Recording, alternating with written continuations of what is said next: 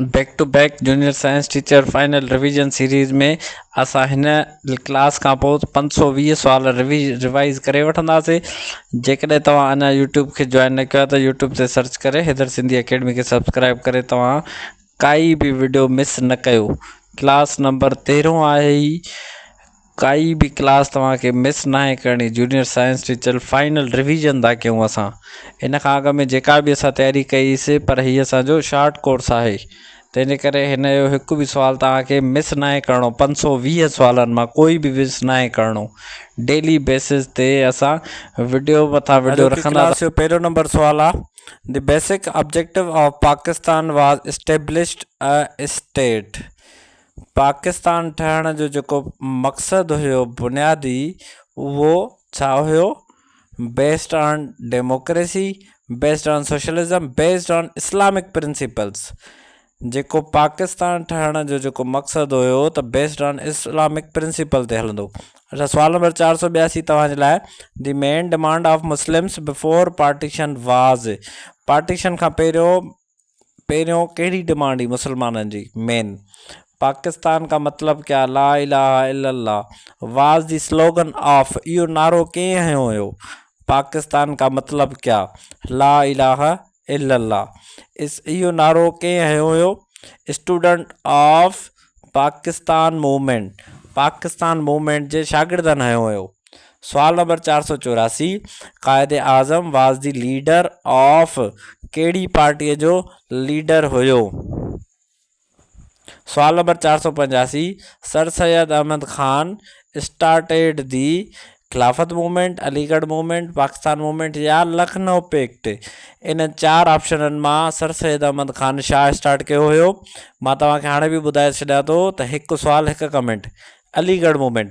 हिकु सुवाल जॾहिं हिकु कमेंट कंदो त तव्हांजा सुवाल तव्हांखे यादि थींदा वेंदा।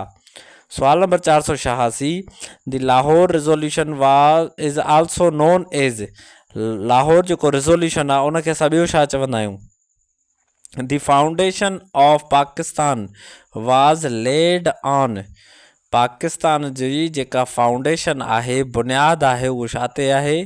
जोग्राफी, लैंग्वेज, रिलीजन या कल्चर।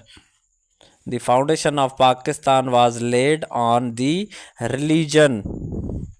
सवाल नंबर 488 तव्हांजे लाइ, the word Pakistan was first used by. सवाल नंबर 488 जी कमेंट कंदा हलो। हिकु सुवाल हिकु comment.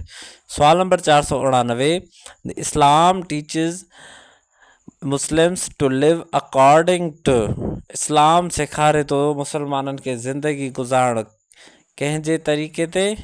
Man made laws, divine guidance ते। सवाल नंबर 490 तव्हांजे लाइ, the ideology of Pakistan protects the rights of. ही जेके बि सुवाल आहिनि तव्हांजा पास्ट पेपर आहे, इम्पॉर्टेंट सुवाल आहिनि। इन Haber process the reaction is. Chemistry जो सुवाल आहे जेको तव्हांखे ॾाढो ॾुखियो लॻंदो हूंदो, पर जेके केमिस्ट्री में इंट्रस्टेड आहिनि उन्हनि जे लाइ तमामु सवलो सुवाल आहे। भले तव्हांखे सुवाल सम्झ में अचे न अचे, यादि करिणो आहे। The Haber process the reaction is N2 + 2NH3। सवाल number 492, Haber process is used for the manufacture of. In contact process the reaction is। in contact process the reaction is।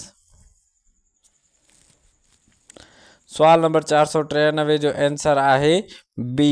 जेकॾहिं सुवाल तव्हांखे सम्झ में भले नथो अचे, तव्हांखे यादि बि नथो अचे, पर लिखणो ज़रूरु आहे, कमेंट ज़रूरु करिणो आहे।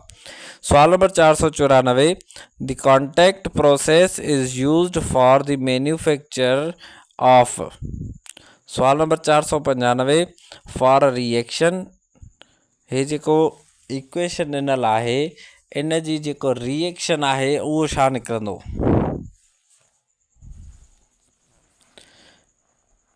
सवाल नंबर 495 जो आंसर आहे बी। यादि तव्हांखे ज़रूरु करणा आहिनि केमिस्ट्री जा क्वेश्चन्स आहिनि। The unit of equilibrium constant depends on the unit of equilibrium constant कहते डिपेंड तो करे. A large value of Kc indicates a large value of Kc indicates reaction favors reactants, reaction favor products. The correct answer is reaction favors products. कुछ सवालात अहिड़ा आहिनि जेके मां तव्हांखे सिंधी में डिफाइन नथो करे सघां, उहे तव्हांखे इंग्लिश में ई पढ़णा पवंदा. Equilibrium constant depends only on. सवाल number 499. A small value of Kc indicates. Kc जो Kc इंडिकेट्स जो जेको नंढो वैल्यू आहे उहो छा खे इंडिकेट थो करे? Option A reaction favour reactants. सवाल नंबर 500 तव्हांजे लाइ. जेका इक्वेशन ॾिनल आहे इहे तव्हां सॼो पढ़ी करे उनखे सोची करे पोइ तव्हां कमेंट कयो. सवाल number 501. Which is a scalar quantity. Scalar quantity उनखे चइबो आहे जंहिंखे सिर्फ़ु ऐं सिर्फ़ु मैग्नीट्यूड हुजे. जी वेलासिटी आहे इनखे डायरेक्शन हूंदो आहे, एक्सीलरेशन खे बि डायरेक्शन हूंदो आहे, फोर्स खे बि डायरेक्शन हूंदो आहे, मास खे डायरेक्शन न हूंदो आहे. then it is called scalar quantity. the SI unit of pressure is. pressure जो SI unit छा आहे? सवाल number 503. which is a vector quantity? distance, speed, displacement, temperature. Vector quantity उनखे चइबो आहे जेके क्वांटिटीअ सां गॾोगॾु मिक़दार सां गॾोगॾु डायरेक्शन हुजे. Displacement is a vector quantity. सवाल number 504. The SI unit of energy is. एनर्जीअ जो SI यूनिट कहिड़ो आहे? सवाल number 505. The prefix milli means 10 power -2, 10 power -3, 10 power -6 या 10 power 3. 10 power -3. The prefix milli means मतलब 10 power -3. The SI unit of power is. Power जो SI unit कहिड़ो आहे? सवाल number 507. which instrument is used to measure length accurately in labs. labs में length accurately count करण जे लाइ major करण जे लाइ कहिड़ो इंस्ट्रूमेंट यूज़ थींदो आहे?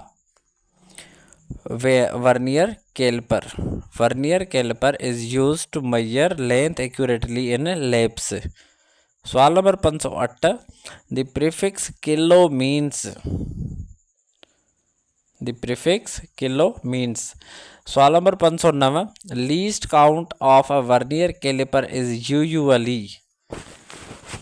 least count of vernier caliper is 0. थोड़ो तव्हां पाण बि दिमाग़ हणो पहिरियों. 0.1 सेंटीमीटर. सवाल number 510. 1 nanometer is equal to. what is the value of 1 nanometer? सवाल number 511. least count of screw gauge is usually. screw gauge जो least count कहिड़ो हूंदो आहे आम तौर ते?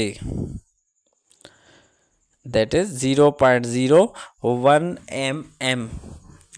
least count of screw gauge. सवाल number 512. 1 angstrom is equal to. हिकु एंग्स्ट्रॉम छा जे बराबरि हूंदो आहे? सवाल number 513. Last prophet of Islam is. हज़रत मोहम्मद सल्लल्लाहु अलैहि वसल्लम is the last prophet of Islam. सवाल नंबर 514 तव्हांजे लाइ.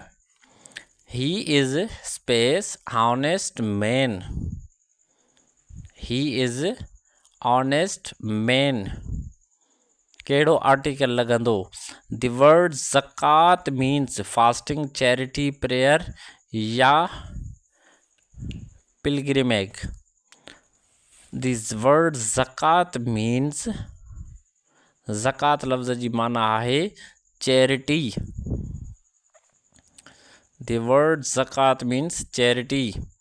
सवाल number 516, the first month of Islamic calendar is, Islamic महीननि जो कैलेंडर जो पहिरियों महीनो कहिड़ो आहे?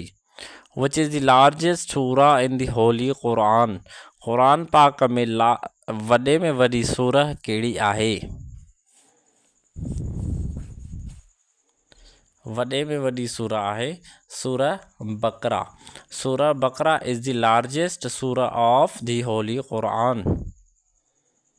सवाल number 518, which is the shortest सूरह इन द होली क़ुरान, क़ुरान पाक में नंढे में नंढी सूरत कहिड़ी आहे? सवाल number 519, which word is noun, हेठि ॾिनल वर्डनि मां कहिड़ो नाउन आहे? Very easy question, teacher, teacher is a noun. सवाल नंबर 520 ऐं लास्ट क्वेश्चन आहे तव्हांजे लाइ। टोटल कमेंट में ॿुधाइजो त तव्हांजा केतिरा क्वेश्चन राइट विया ऐं तव्हां केतिरा 520 सुवालनि मां सुवाल यादि कया आहिनि।